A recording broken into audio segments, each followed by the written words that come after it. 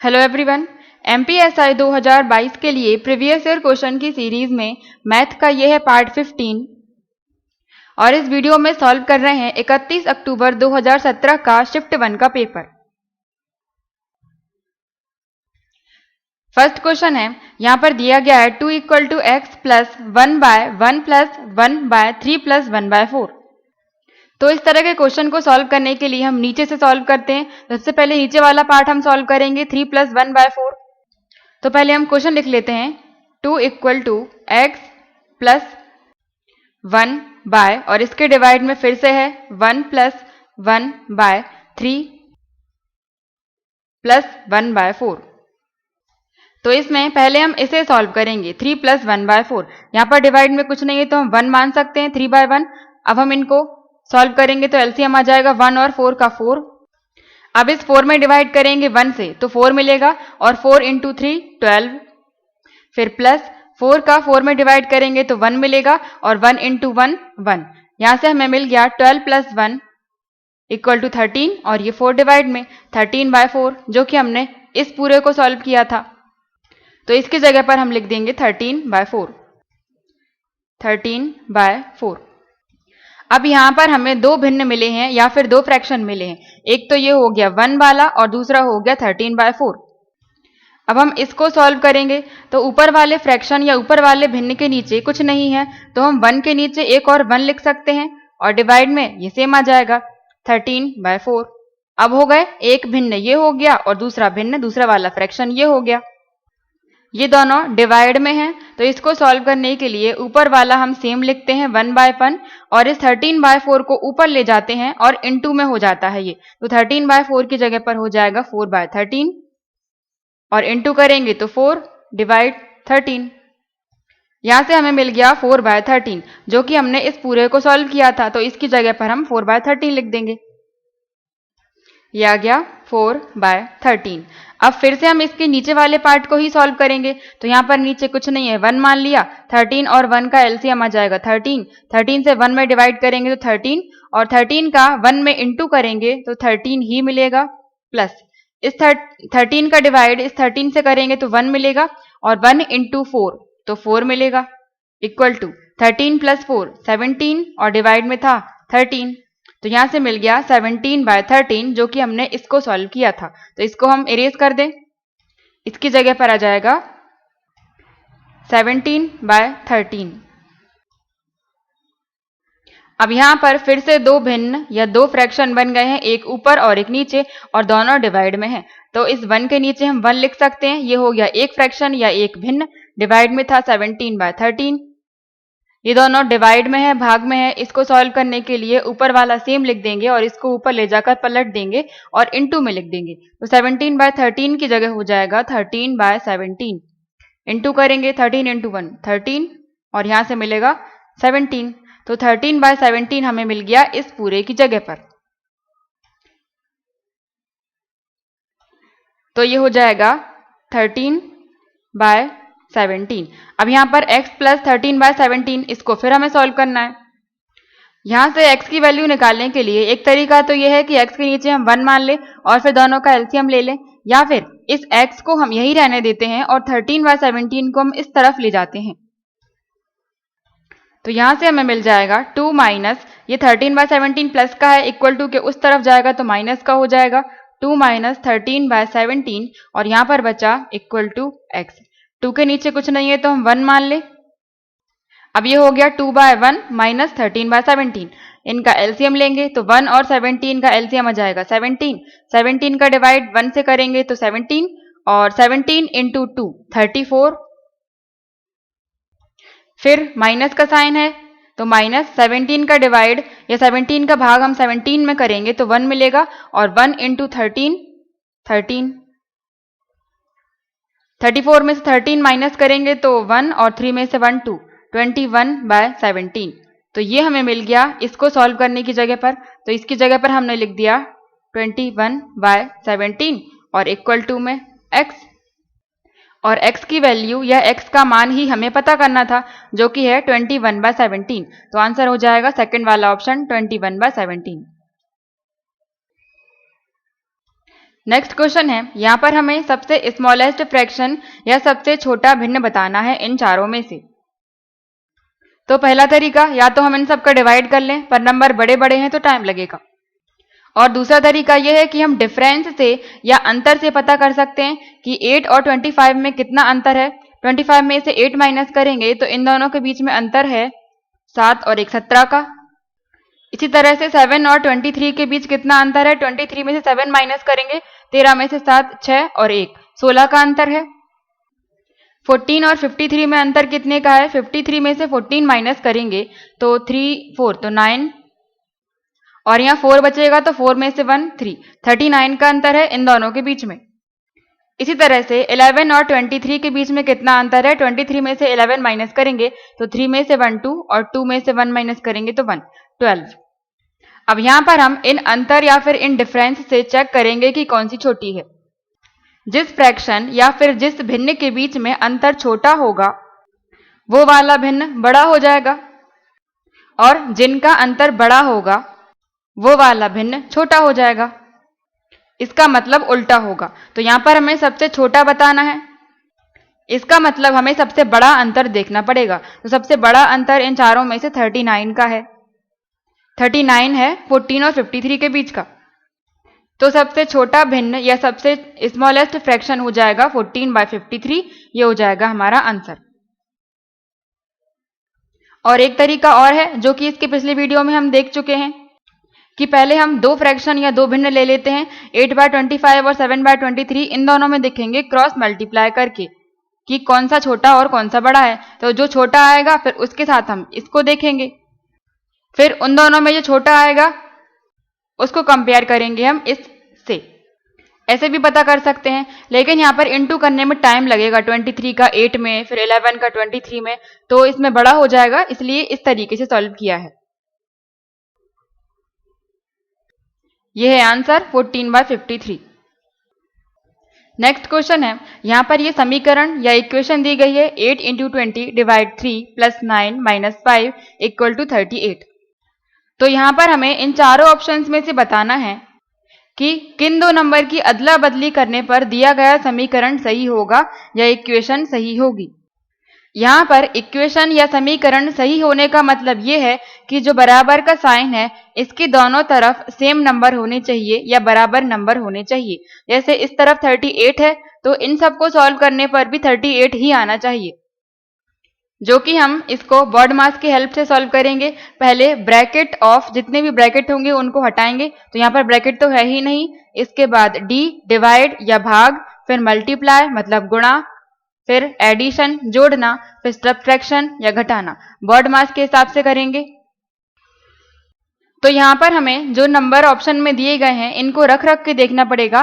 पहला ऑप्शन क्या दिया है, 3 और 9, मतलब 3 की जगह 9 और 9 की जगह 3 हमें इसमें लिखना है। तो इस 3 की जगह पर हो जाएगा 9 और 9 की जगह पर लिख देंगे 3। फिर सॉल्व करके देखेंगे, यहाँ पर 38 आ जाए तो सही है और नहीं आए तो गलत है। तो सिंपल है ये, इन सबको रख रख के देखना है। फिर सेकंड में 3 और 8 की अदला बदली करेंगे, 3 की जगह पर 8 लिखेंगे और 8 की जगह पर 3।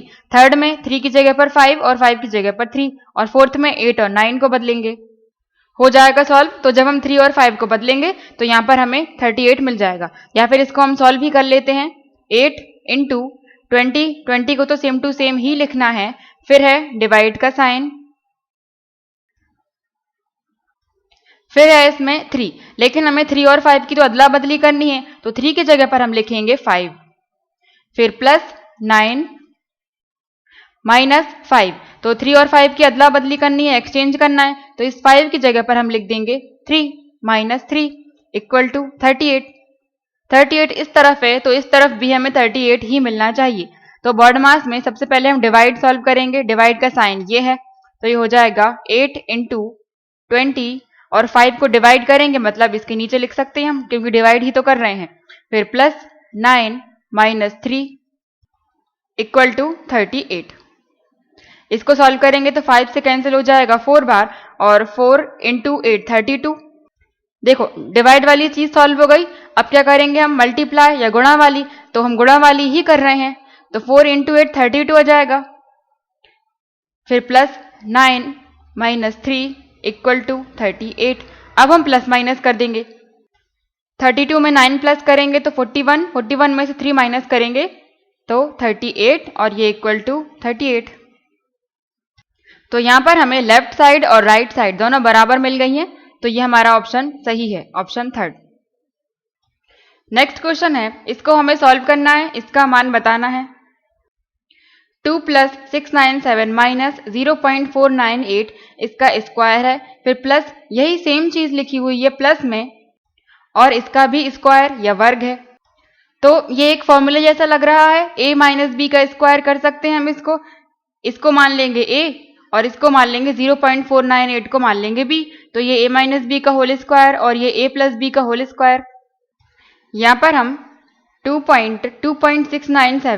2.697 इसको मान लेते हैं a और 0.498 इसको मान लेते हैं b, 0.498 इक्वल टू b। तो यहाँ पर ये नंबर पूरा लिखने की बजाय इनकी जगह पर हम a लिख देंगे और 0.498 की जगह पर b लिख देंगे। तो 2.697 की जगह पर हम लिखेंगे a माइनस 0.498 हमने b माना है तो इसकी जगह पर हमने b लिख दिया, फिर माइनस इसका स्क्वायर या वर्ग, फिर प्लस का साइन लगा हुआ है, इसको हमने a माना है तो a प्लस ये हो गया b, फिर इसका स्क्वायर या वर्ग और ये प्लस में है, फिर इसके डिवाइड में या भाग में लिखा हुआ है 2.697 जो कि है हमारा a और 2.697 ये भी a ही है तो इंटू a प्लस 0.498 ये हमने b माना था इंटू ये फिर से b तो b into b।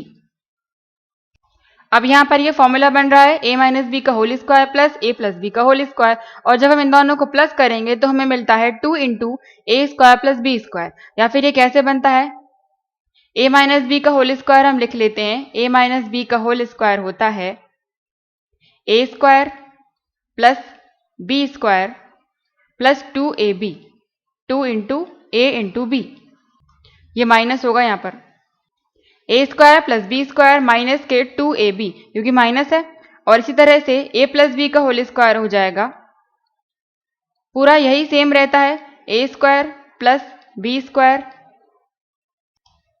Plus 2 into a into b मतलब 2ab। और जब हम इन दोनों इक्वेशन दोनों समीकरण को जब प्लस करेंगे तो ये हो जाएगा a माइनस बी का स्क्वायर, इसमें प्लस कर रहे हैं a प्लस बी का होल स्क्वायर को, तो a प्लस बी का होल स्क्वायर जब प्लस करेंगे तो राइट हैंड साइड इस तरफ हमें क्या मिल जाएगा, इन दोनों को प्लस करना पड़ेगा, तो यहां से मिलेगा a square plus b square, ये पूरा सेम लिख देंगे माइनस का 2ab और फिर इसको लिखेंगे प्लस में ही क्योंकि ऐड कर रहे हैं हम, तो a square plus b square plus का 2ab। और जब इन सबको हम प्लस माइनस करेंगे तो यहाँ से एक a स्क्वायर ये है और दूसरा a स्क्वायर ये है, तो a और a कितने हो गए 2a स्क्वायर, a स्क्वायर और a स्क्वायर 2a स्क्वायर हो गया, और b स्क्वायर एक ये है और दूसरा एक ये है और दोनों प्लस प्लस में है तो प्लस 2b स्क्वायर। अब ये 2ab है और ये भी एक 2ab है, लेकिन ये माइनस में है और ये प्लस में है तो ये दोनों कैंसिल हो जाएंगे, प्लस के 2ab से माइनस का 2ab कैंसिल। अब यहाँ पर कुछ नहीं बचा, 2a square plus 2b square, यहाँ से हम 2 कॉमन ले लें, यहाँ पर भी 2 है और यहाँ पर भी 2 है, तो यहाँ से हमने 2 हटा दिया तो यहाँ पर क्या बचा a स्क्वायर प्लस यहाँ से 2 हटा दिया तो बचा b स्क्वायर, तो 2 into a square plus b square हम लिख सकते हैं इस पूरे की जगह पर जो कि ये है, तो यहाँ पर हम इस पूरे की जगह पर क्या लिख सकते हैं 2 into a square plus b का स्क्वायर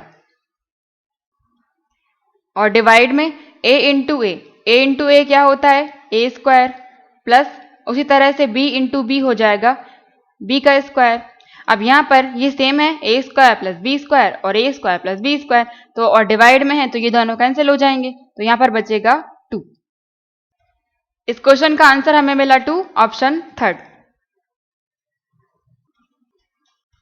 नेक्स्ट है 20% ऑफ a बराबर दिया गया है 50% ऑफ b, तो हमें बताना है what percent of a is b, a का कितना प्रतिशत b होगा।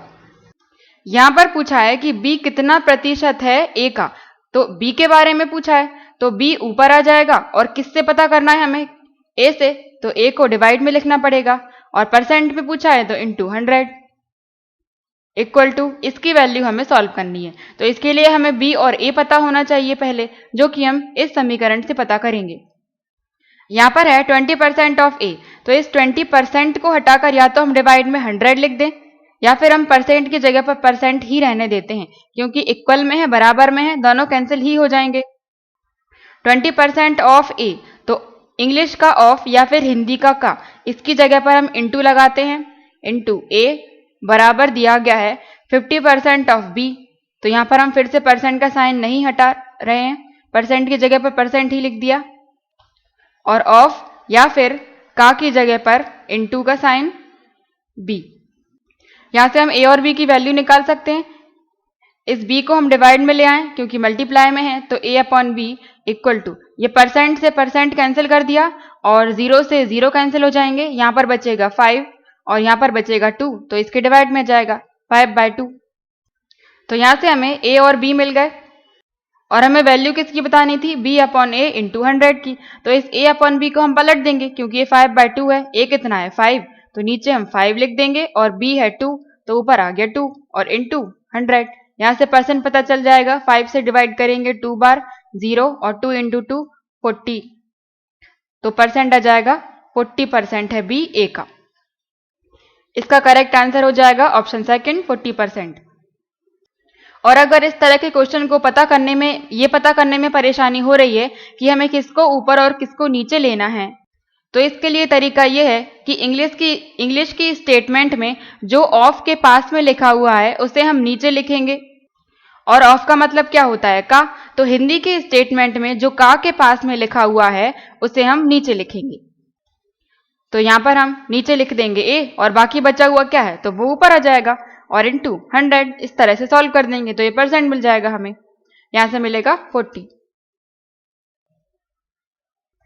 नेक्स्ट है, यहां पर रेशो दिया गया है सुजीत और समीर की प्रेजेंट एज का वर्तमान आयु का 4:3 और सुजीत 26 ईयर का हो जाएगा 6 वर्ष के बाद, तो वर्तमान एज या प्रेजेंट एज हमें बतानी है समीर की। तो सबसे पहले तो हम रेशो लिख लेते हैं, सुजीत के लिए हम SU लिख रहे हैं और समीर के लिए SA, क्योंकि S और S लिखते सेम हो जाते, तो सुजीत और समीर इनका रेशो हो गया 4:3 जो कि क्वेश्चन में दिया गया है। अब सुजीत जो है मतलब 4 रेशो जिसका है, तो सुजीत 26 ईयर का हो जाएगा 6 वर्ष के बाद, तो 6 वर्ष के बाद है, तो हम अगर इसको पहले ले आए मतलब वर्तमान में कितने का हो जाएगा, 6 वर्ष बाद अगर 26 का है तो अभी वर्तमान में कितने का होगा, तो हम 6 माइनस कर दें, तो वर्तमान में या प्रेजेंट में हो जाएगा ये 20 का, और इसका वर्तमान का रेशो दिया गया है 4, तो यहां से हम 4 = 20 लिख सकते हैं। 4 = 20 कैंसिल करेंगे तो 5 बार कैंसिल हो जाएगा, यहां से मिला 1 = 5, और हमें वर्तमान आयु बतानी है समीर की, समीर का रेशो है 3, तो 1 = 5 है, तो 3 = हो जाएगा 3 × 5 15, तो समीर हो गया 15 वर्ष का, answer third option. Next question है, अ सम ऑफ मनी, कोई धनराशि कंपाउंड इंटरेस्ट चक्रवृद्धि ब्याज की दर से डबल हो रही है 15 ईयर्स में, तो वही धनराशि 8 टाइम्स 8 गुना हो जाएगी कितने वर्ष में, हाउ मेनी ईयर्स। तो कोई धनराशि या फिर प्रिंसिपल हम मान लेते हैं कि P है, ये धनराशि है, ये डबल हो रही है, दुगनी हो रही है 15 वर्ष में, तो P का कितना हो जाएगा 2P, दुगनी हो गई, टाइम कितना लगा 15 वर्ष का। तो हमें ये बताना है कि जो ये P है ये 8 गुना हो जाएगा कितने टाइम में, 8 गुना मतलब 8P होना चाहिए। तो इस धनराशि को, प्रिंसिपल को दुगना होने में टाइम लगता है 15 वर्ष का, तो अगर हम इसको और 15 वर्ष दे दें और 15 ईयर्स दे दें तो यह 4 गुना हो जाएगी 4P, और अगर इसको फिर से 15 वर्ष दे दें तो यह हो जाएगी 8 गुना, और 8 गुना का ही हमें पता करना था कि कितना टाइम लग रहा है, तो 15, 15 और 15 45 हो गए, 45 वर्ष लगे इसे 8 गुना होने में, आंसर हो जाएगा फोर्थ। या फिर इसको हम ऐसे भी देख सकते हैं कि मनी को या धनराशि को डबल होने में, दुगना होने में टाइम लग रहा था 15 वर्ष का, तो दुगना होने में टाइम लगा 15 वर्ष का, तो 8 गुना होने में कितना टाइम लगेगा, यही हमें बताना है। तो इस 15 में किस नंबर का मल्टीप्लाई करें, ये पता करने के लिए हम जो दुगना हो रहा है, पहले दुगना था फिर 8 गुना हो गया। यहां पर हमें ये देखना है कि इस 2 से हमें 8 कैसे मिल सकता है। अगर यहां पर 2 की पावर 1 है और इस 2 की पावर 1 की जगह पर अगर हम 2 की पावर 3 कर दें तो हमें 8 मिल जाएगा। तो यहां पर इस 8 की जगह पर हम 2 की पावर 3 लिख सकते हैं। जो गुना करके दिया गया है, ये दुगना था या 8 गुना था, इनके हमें आधार समान करने पड़ेंगे। तो यहां पर पावर कितनी थी 1 और यहां पर है पावर 3। इसका मतलब इस 1 को 3 में लाने के लिए हमें इंटू 3 करना पड़ेगा। तो हम यहां पर भी इंटू 3 कर देंगे, तो 15 इंटू 3 हो जाएगा 45। तो 45 ईयर्स का टाइम लगेगा 8 गुना होने में। ऑप्शन 4। नेक्स्ट क्वेश्चन है, ए ने एक बिजनेस स्टार्ट किया इतने रुपए के इन्वेस्टमेंट से, या ए ने 45,000 रुपए निवेश करके एक व्यापार शुरू किया। इसके बाद बी भी उस व्यापार में शामिल हो गया इतने रुपए निवेश करके। तो पहले ए आया, उसके बाद कुछ टाइम के बाद बी ने भी उसको ज्वाइन कर लिया, बी भी उसमें शामिल हो गया और उन दोनों के प्रॉफिट का रेशो दिया गया है 2:1 एक वर्ष के बाद, 1 ईयर के बाद। तो हमें बताना है बी ने ज्वाइन किया ए को कितने टाइम के बाद, मतलब बी उस व्यापार में कितने समय के बाद शामिल हुआ। तो व्यापार में है ए और बी। ए ने कितने रुपए लगाए, 45,000। इसको हम थोड़ा दूर लिख देते हैं, ए और बी। ए ने लगाए 45,000 और बी ने लगाए 30,000। लेकिन यहां पर टाइम सेम नहीं है, पहले ए आया और फिर कुछ टाइम के बाद, कुछ महीनों के बाद बी आया होगा। यहां से हमें मिल गया निवेश राशि का अनुपात या इन्वेस्टमेंट रेशो। यहां से हम कैंसिल कर दें, 30 से 30 कैंसिल हो जाएंगे। अच्छा 30,000 है तो एक 0 और हो जाएगा।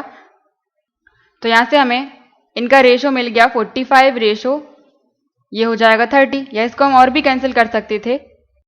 और ए और बी इसमें कितने टाइम के लिए आए हैं, तो यहां पर पूछा है 1 वर्ष के बाद, 1 ईयर के बाद। इसका मतलब ए तो इसमें पूरे 1 साल तक ही रहा होगा। 1 साल को हम क्या लिख सकते हैं, 12 महीने,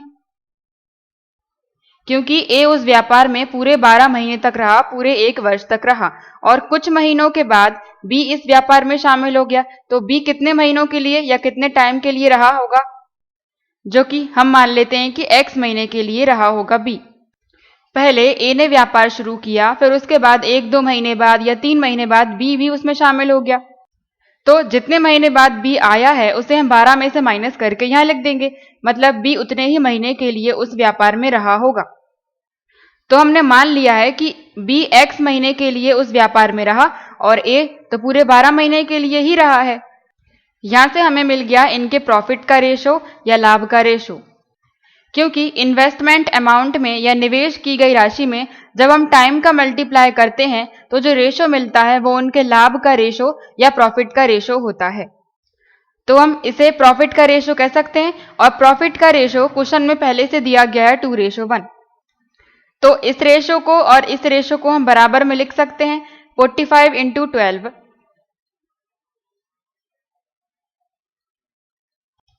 रेशो में है 30 इंटू एक्स, रेशो मतलब डिवाइड में है, तो ये हो जाएगा 30 इंटू एक्स या 30x इक्वल टू, ये प्रॉफिट का रेशो ही है और जो कि क्वेश्चन में पहले से दिया गया है 2:1, तो इसके बराबर आ जाएगा 2/1। यहां से हम x की वैल्यू निकालेंगे, तो इसको हम कैंसिल कर दें, 5 से 6 बार 30 और 5 से 9 बार 45, फिर 2 से 3 बार 6 और 2 से 6 बार 12 और 2 से 3 बार 6 कैंसिल हो जाएगा और 3 से ये 3 9।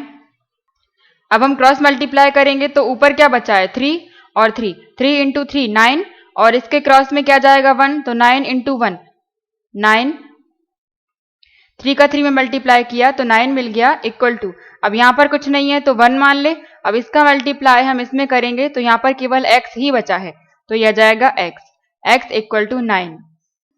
और x हमने क्या माना था, जितने टाइम के लिए b उस व्यापार में रहा, जो कि है 9, तो b 9 महीने के लिए उस व्यापार में, उस बिजनेस में रहा। लेकिन क्वेश्चन में पूछा है कि बी कितने टाइम बाद आया, तो जब 9 महीने के लिए रहा होगा तो कितने टाइम बाद आया होगा, तो 12 में से 9 को माइनस कर दो, मतलब 3 महीने बाद बी ने उस व्यापार में शामिल किया होगा, मतलब बी शामिल हुआ होगा 3 महीने बाद। आंसर हो जाएगा फर्स्ट। नेक्स्ट क्वेश्चन है कॉस्ट प्राइस ऑफ 18 आर्टिकल्स, 18 वस्तुओं का क्रय मूल्य, मतलब 18 और कॉस्ट प्राइस के लिए हम सीपी लिख दें। यह बराबर दिया गया है 15 आर्टिकल या 15 वस्तुओं के विक्रय मूल्य के या सेलिंग प्राइस के। तो 15 इंटू ये हो गया विक्रय मूल्य, एसपी या सेलिंग प्राइस। यहां पर हमें प्रॉफिट परसेंटेज या लाभ प्रतिशत बताना है, तो उसके लिए हमें क्रय मूल्य और विक्रय मूल्य पता होना चाहिए। ये सीपी है, इसके हम डिवाइड में एसपी ला सकते हैं क्योंकि एसपी मल्टीप्लाई में है, इक्वल टू यहां पर बचा 15 और इस 18 को हम 15 के डिवाइड में ले आए तो 18। अब कैंसिल करेंगे तो 3 से 5 बार, 3 से 6 बार। तो कॉस्ट प्राइस और सेलिंग प्राइस या क्रय मूल्य या विक्रय मूल्य का हमें अनुपात मिल गया 5:6। प्रॉफिट परसेंटेज बताना है, तो प्रॉफिट परसेंटेज के लिए हमें पहले प्रॉफिट पता होना चाहिए। प्रॉफिट कितने का हुआ, बेची गई राशि में से हम जितने में खरीदी थी या जो उसका मूल्य था माइनस कर देंगे, तो 6 - 5 1 डिवाइड में कॉस्ट प्राइस या क्रय मूल्य हम नीचे लिखते हैं डिवाइड में, तो 5 इंटू 100 क्योंकि परसेंट बताना है, तो 5 से इसको कैंसिल कर देंगे 20 बार, तो प्रॉफिट परसेंट या लाभ प्रतिशत हमें मिल जाएगा 20%। आंसर हो जाएगा फर्स्ट ऑप्शन। नेक्स्ट क्वेश्चन है एलसीएम ऑफ टू नंबर्स, दो संख्याओं का एलसीएम दिया गया है 1820 और उनका एचसीएफ 26 दिया है, तो अगर एक नंबर एक संख्या 130 है तो दूसरा नंबर या दूसरी संख्या क्या होगी। पहले भी कर चुके हैं इस तरह का क्वेश्चन हम। इसे सॉल्व करने के लिए फॉर्मूला होता है दोनों नंबर का एलसीएम इंटू दोनों नंबर्स या दोनों संख्याओं का एचसीएफ बराबर होता है उन दोनों नंबर के मल्टीप्लिकेशन के या गुणा के। तो ये पहला नंबर और दूसरा नंबर बराबर हो जाएगा एलसीएम इंटू एचसीएफ के। तो एलसीएम कितना दिया गया है क्वेश्चन में 1820 इंटू एचसीएफ दिया है 26 इक्वल टू पहला नंबर दिया है 130 और दूसरा नंबर हमें पता नहीं है, तो उसकी जगह पर हम ये सेकंड ही लिख देते हैं। 130 मल्टीप्लाई में है तो इसके डिवाइड में ला सकते हैं हम, ये हो जाएगा 130 और यहां से हटा दें। अब इसको सॉल्व करेंगे तो 0 से 0 कैंसिल, 26 13 से डिवाइड होगा 2 बार और 2 का इसमें मल्टीप्लाई कर देंगे, 2 इंटू 2 4, 2 8 जा 16 और 2 1 जा 2 3। तो दूसरा नंबर या दूसरी संख्या मिल गई हमें 364। Answer 364 first option.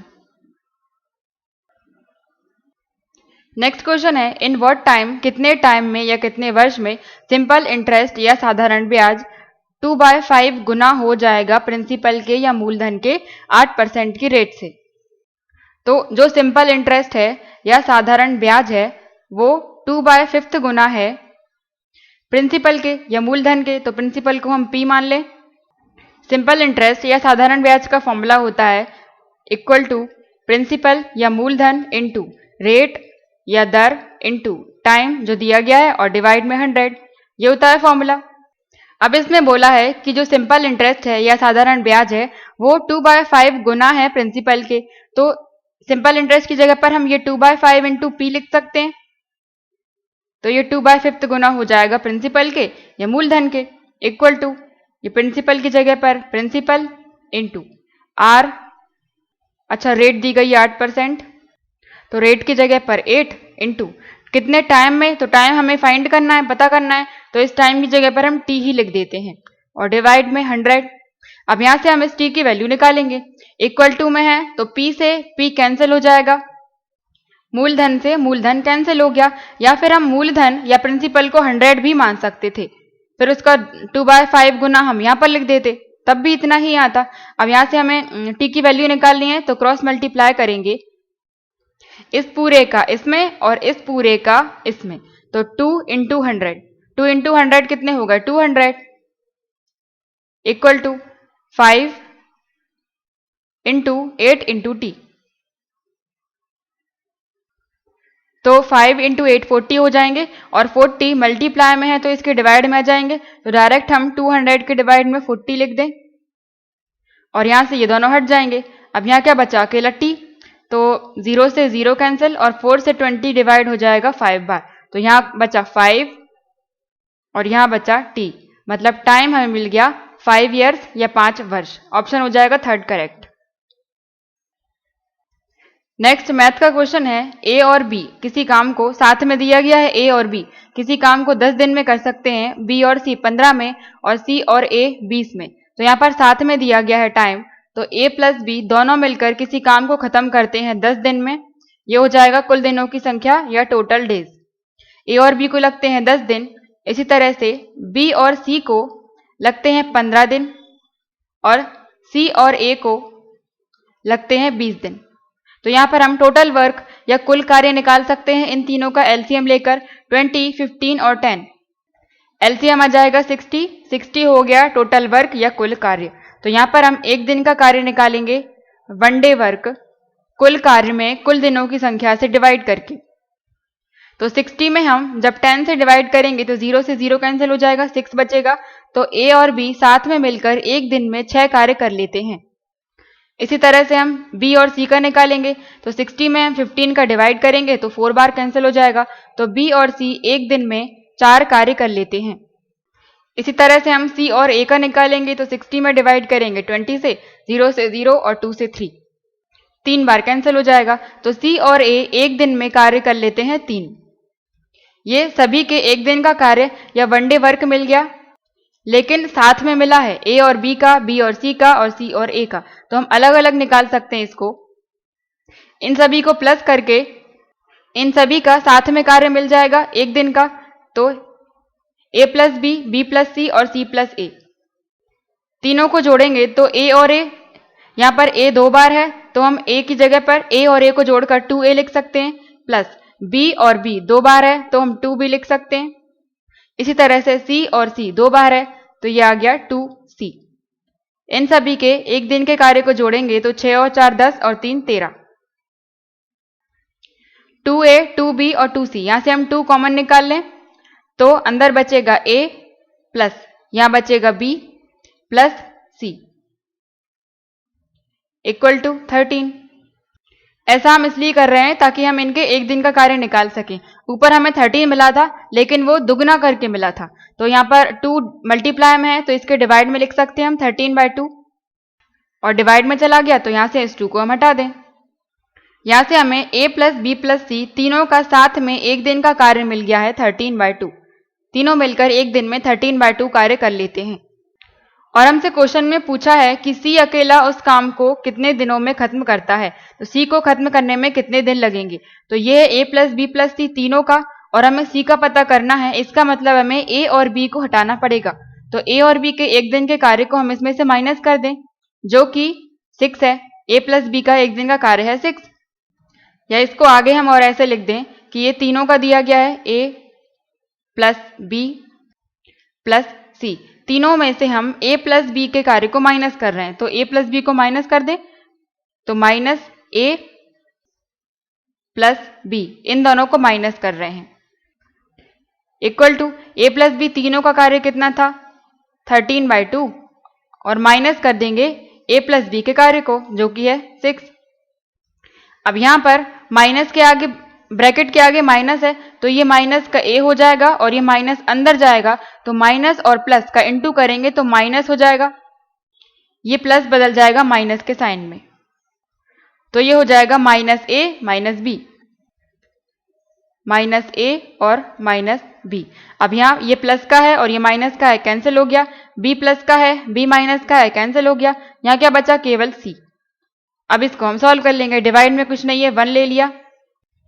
एलसीएम लेंगे 2 और 1 का तो 2 मिला, 2 का डिवाइड 2 में करेंगे तो 1, और 1 का मल्टीप्लाई या गुणा 13 में करेंगे तो 13 माइनस 2 का डिवाइड 1 में तो 2, और 2 इंटू 6 12, तो 13 में से 12 माइनस करेंगे तो 1 मिलेगा, और डिवाइड में 2, 1/2। ये हमें मिल गया सी के एक दिन का कार्य या सी का वनडे वर्क 1/2। सी एक दिन में 1/2 कार्य करता है, और सी के कुल दिनों की संख्या हमें बतानी है कि कार्य को खत्म करने में कितना टाइम लगता है।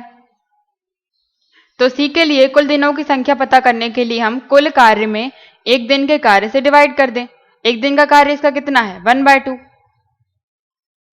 या इसको ऐसे लिख दें 1/2। अब यहाँ पर हमें दो भिन्न या दो फ्रैक्शन मिल गए। सी के कुल दिनों की संख्या हम पता कर रहे हैं।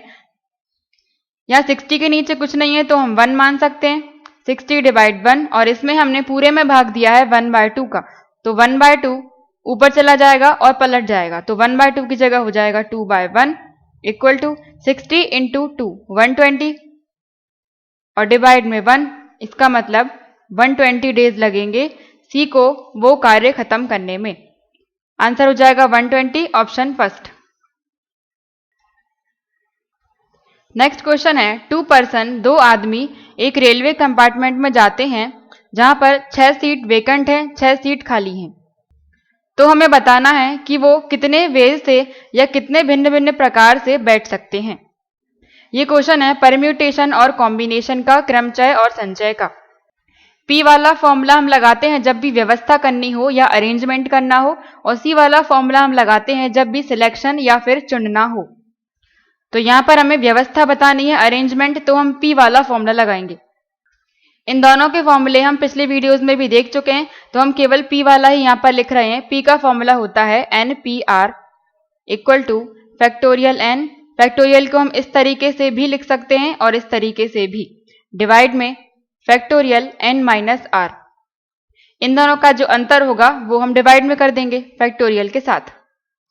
यहाँ पर NPR में n क्या है, कुल संख्या, जो कि यहाँ पर है 6, और r है जितने की व्यवस्था हमें करनी है। तो यहाँ पर r बराबर हो जाएगा, दो पर्सन को बिठाना है, 2 आदमियों को, तो r इक्वल टू हो जाएगा 2 और n इक्वल टू हो जाएगा 6, क्योंकि 6 जगहों पर हमें 2 को बिठाना है। तो ये फॉर्मूला हो जाएगा NPR की जगह पर 6p2। ये हो गया n और ये हो गया r, तो 6 और 2, 6p2। अब इसको हम सॉल्व करेंगे तो ऊपर क्या है फैक्टोरियल n, तो फैक्टोरियल n क्या माना था हमने 6, तो फैक्टोरियल n, और डिवाइड में आ जाएगा n - r, तो फैक्टोरियल n - r मतलब 6 - 2। इसको आगे सॉल्व करेंगे तो ये हो जाएगा फैक्टोरियल 6, डिवाइड में 6 में से 2 माइनस करेंगे तो 4, फैक्टोरियल 4। किसी भी नंबर के फैक्टोरियल को सॉल्व करने का तरीका होता है, जैसे मान लो फैक्टोरियल 4 है, तो वही नंबर हम एक एक माइनस करते हुए, एक एक कम करते हुए लिखते जाते हैं, लेकिन गुणा में या मल्टीप्लाई में। तो 4 है, एक कम माइनस, 4 है इनटू में लिख दिया। अब एक कम करते हुए लिखेंगे 3, फिर से एक कम कर दिया 2, फिर से एक कम कर दिया 1 तक लिखते हैं। ये पूरी वैल्यू हो जाएगी फैक्टोरियल 4 की। इसी तरह से हम फैक्टोरियल 6 को भी लिख सकते हैं। ऊपर फैक्टोरियल 6 लिखेंगे, नीचे फैक्टोरियल 4 को पूरा खोलेंगे, फिर कैंसिल करेंगे तो आंसर हमें मिल जाएगा। या फिर शॉर्ट में इसको कैसे कर सकते हैं कि फैक्टोरियल में कोई भी नंबर लिखा हुआ है और उसको अगर हमें पूरा नहीं खोलना है तो उसको शॉर्ट में हम ऐसे भी लिख सकते हैं, जैसे फैक्टोरियल 4 लिखा है तो फैक्टोरियल 4 इक्वल टू, इसकी जगह पर हम क्या लिख सकते हैं कि 4 को हम बाहर निकाल लें और अंदर फैक्टोरियल में हम एक कम करके लिख दें, मतलब 4 - 1 3। और इस फैक्टोरियल 3 का मतलब क्या होता है, फैक्टोरियल 3 का मतलब 3 × 2 × 1, तो एक ही चीज है।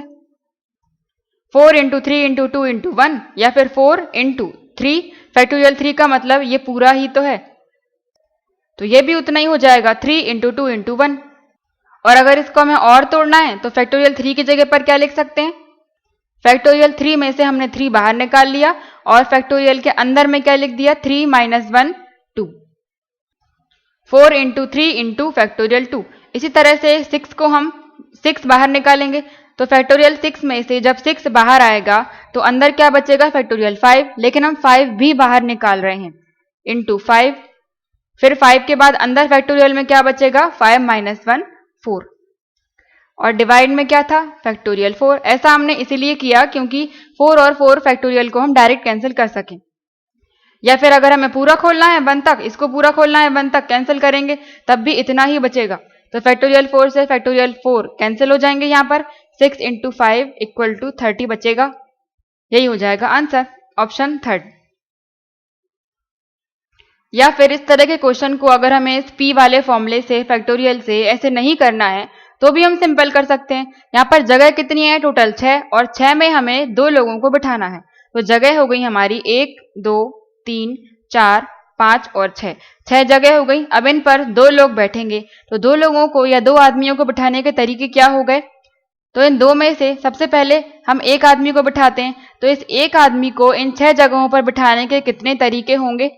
या तो इसे हम यहाँ बिठा दें, यहाँ पर, या फिर इन तीनों जगह में से कहीं पर भी। तो तरीके क्या हो गए? 1, 2, 3, 4, 5, 6, 6 तरीके हो गए। इस पहले आदमी को इन 6 जगह में से बिठा दें किसी भी एक जगह पर, तो 6 तरीके हुए बिठाने के। अब हम इंटू का साइन लगा रहे हैं इसलिए क्योंकि एक के बाद हमें एक और आदमी को भी तो बिठाना है, क्योंकि हम और बोल रहे हैं। हिंदी का और इंग्लिश का एंड, तो एंड के लिए या फिर हिंदी के और के लिए हम इंटू का साइन लगाते हैं। पहला आदमी तो बैठ गया जिसके तरीके थे 6। अब इन 6 जगहों में से पहला तो बैठ गया, तो किसी भी जगह पर बैठ गया होगा, तो कोई एक जगह हम हटा देते हैं। मान लो ये पहली वाली जगह हमने हटा दी। अब कितनी जगह बची? 1, 2, 3, 4, 5, 5 जगह बची। तो इन 5 जगहों पर ये दूसरा वाला आदमी बैठेगा, तो यह इनमें से किसी भी जगह पर बैठ सकता है। 1, 2, 3, 4, 5, 5 में से किसी भी जगह पर बैठ सकता है। तो इसको इन 5 जगह पर बिठाने के तरीके कितने हो गए? 5 तरीके। इस तरह से दोनों आदमी बैठ जाएंगे। इसको सॉल्व करेंगे, 6 × 5 30। ऐसे भी सॉल्व कर सकते हैं, simple. Option third. Next question है, एवरेज वेट या औसत वजन 15 आदमियों का बढ़ जाता है 1.6 kg। 1.6 kg बढ़ जाता है 15 आदमियों का औसत वजन। और क्यों बढ़ जाता है? जब उनमें से एक आदमी जिसका वजन 42 kg है वह हटा दिया जाता है या रिप्लेस कर दिया जाता है एक नए आदमी से। तो उस नए आदमी का हमें वजन बताना है किलोग्राम में। आदमी या फिर जो बोट पर बैठे हैं उन्हें नाविक कह रहे हैं, नाविक कह लो या आदमी। जो नया आदमी या नया नाविक आया है उसका वजन बताना है। यहाँ पर कुल आदमियों की संख्या है 15 और औसत वजन 1.6 kg बढ़ रहा है। औसत का मतलब क्या होता है? हर एक का, एक इंसान के लिए या हर एक के लिए हम यूज करते हैं। औसत वजन 1.6 किलोग्राम बढ़ रहा है, मतलब हर एक व्यक्ति का 1.6 किलोग्राम वजन बढ़ रहा होगा, क्योंकि तभी तो हम औसत बोलते हैं सभी के लिए। तो एक का अगर 1.6 kg बढ़ रहा है तो सभी 15 लोगों का कितना बढ़ रहा होगा वजन? 15 में हम इसका मल्टीप्लाई कर दें, 15 × 1.6। 15 का 6 में 90 की 0 और 15 और 9 24, 240 और एक नंबर के बाद पॉइंट है तो एक नंबर के बाद हम पॉइंट लगा देंगे 24.0, या फिर इसको कह सकते हैं 24 kg। सभी 15 लोगों का वजन 24 kg बढ़ गया। पहले कितना वजन था उससे हमें कुछ नहीं करना है। जो 42 वाले को हटाकर और जो नया आदमी आया है तो उसके आने से क्या हुआ? 24 kg वजन बढ़ गया है सभी 15 लोगों का। और ऐसा क्यों हुआ है? क्योंकि 42 kg वाले आदमी को हटाया है और एक नए आदमी को लेकर आए हैं।